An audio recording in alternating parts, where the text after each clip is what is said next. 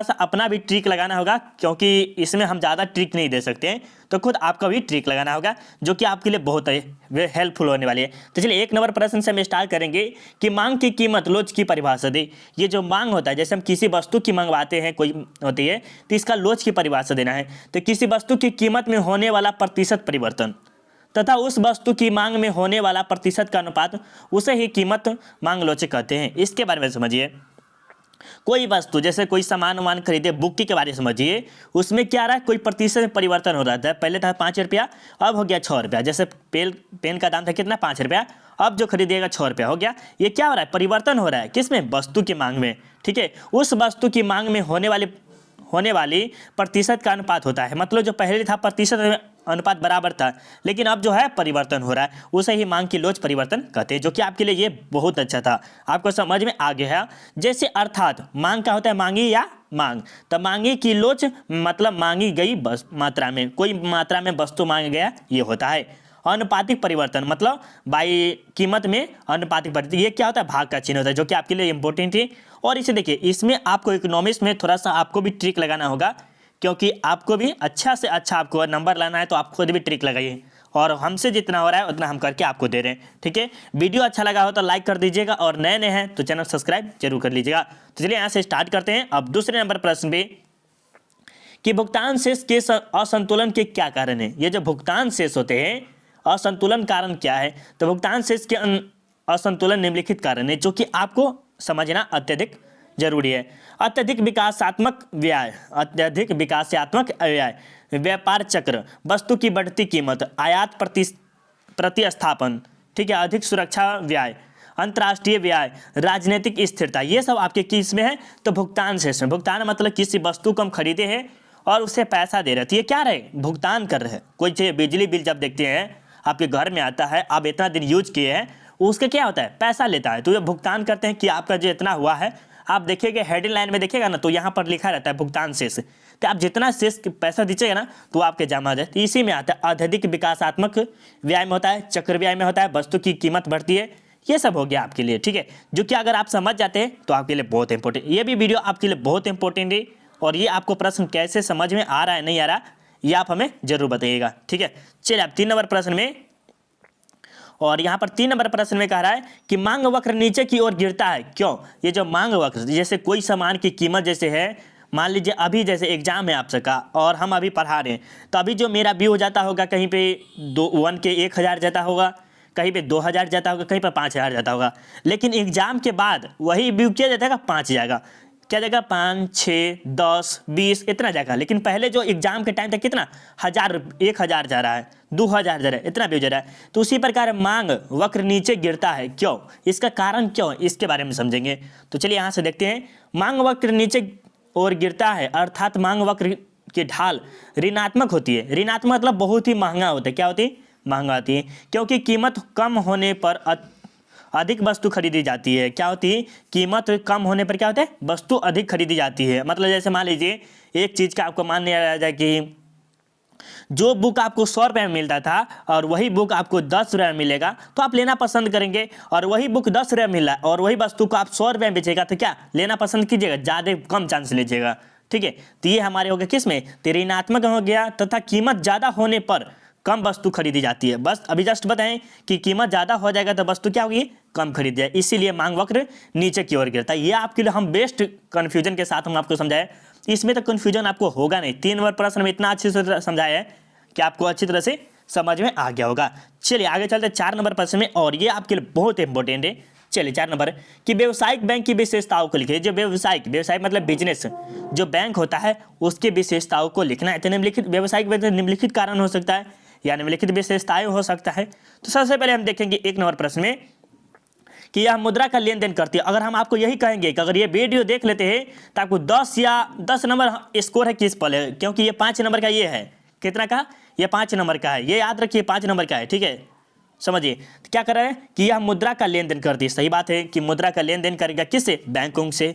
जब बैंक दिया है तो बैंक के बारे में बात करेंगे ना, तो बैंक से लेन देन करती है। ऋण देने के लिए जनता से जमा प्राप्त करती है, ऋण देने के लिए, पैसा देने के लिए। ऋणात्मक धनात्मक आप जानते हैं किसे होते हैं। इसका उद्देश्य लाभ अर्जन करना होता है, मतलब लाभ मतलब अर्जन करना। इसका उद्देश्य जो होता है लाभ कमाना, पैसा कमाना, मतलब उससे बेनिफिट हो, घाटा भी नहीं, बेनिफिट हो, प्रॉफिट हो, चाहिए समझिए। यह साथ या निर्माण की योजना का निर्धारण करती है, ठीक है। यह पूर्णतः वित्तीय संस्था होती है और वित्तीय संस्था में आपको 1 रुपया भी जमा करना होता है, जो कि आपको पता कि केंद्र में जमा करना पड़ता है। यह जनता के बचत को 4 प्रकार के खाता में जमा कर स्वीकार करती है। क्या करती है? जो जनता की होती है उसे बचत के पर 4 प्रकार खाता में स्वीकार करती है। कौन? तो ये हमारे बैंक। कौन बैंक? तो व्यवसायिक बैंक, जो कि आपके लिए ये इंपॉर्टेंट में भी इंपॉर्टेंट है। चलिए अब आपको समझ में आ गया होगा, और समझ में आ रहा होगा तो आप उससे कुछ नहीं मांग रहे, सिर्फ आप लाइक कर दीजिए। लाइक करने से हमें ये होता है कि थोड़ा सा मोटिवेशन मिलता है, और आप सबका जब कमेंट आता है ना तो थोड़ा सा मन करता है वाह क्या कमेंट किया है। उसके बाद और जुनून आता है कि हाँ और पढ़ाने का मन करे, कि अगर कमेंट करते हैं तो जैसा कमेंट आता है उसी प्रकार हम सबका दिल चाहता है कि हाँ और पढ़ाए। तो आप तो कमेंट जरूर कीजिएगा लास्ट में। 5 नंबर प्रश्न, साधन के घटते प्रतिफल का नियम या उत्पत्ति हास नियम की व्याख्या करें। मतलब जो साधन है, साधन मतलब क्या हो गया? कोई वस्तु सामग्री, कोई चीज, ये सब क्या हो गया? उसके प्रतिफल नियम उत्पादित होता है और इसे हास नियम के घटते हुए कहता है। तो इसके बारे में बताना है। तो देखिए, संसाधन के घटते प्रतिफल का नियम अर्थशास्त्र का एक प्रमुख नियम है। सही बात, इकोनॉमिक्स का जो नियम होता है क्या होता है? कभी घटता है तो कभी बढ़ता है। तो यही बोला क्या? प्रतिफल में घटता है, इसमें प्रमुख नियम है, जो यह बताती है कि यदि भी उत्पत्ति स्थिर साधन को स्थिर रखकर पवित्रशील, इसमें थोड़ा सा टाइपिंग मिस्टेक लग रहा है, कुछ होगा, साधनों की मात्रा में बढ़ाई जाती है, बढ़ाई जाए तो उत्पादन में वृद्धि घट जाती है। क्या होता है? तो उत्पादन में वृद्धि घटते दर से होगी, ठीक है। तो ये आपके लिए बहुत इंपॉर्टेंट था, इसे आप अच्छी तरह से याद कर लीजिएगा। चलिए, और ये देखिए प्राथमिक घाटा क्या है। ये जो प्राथमिक घाटा में आप समझिए, जो ज्योग्राफी वाले स्टूडेंट होंगे उसको पता होगा कि प्राथमिक क्रिया क्या कहलाती है।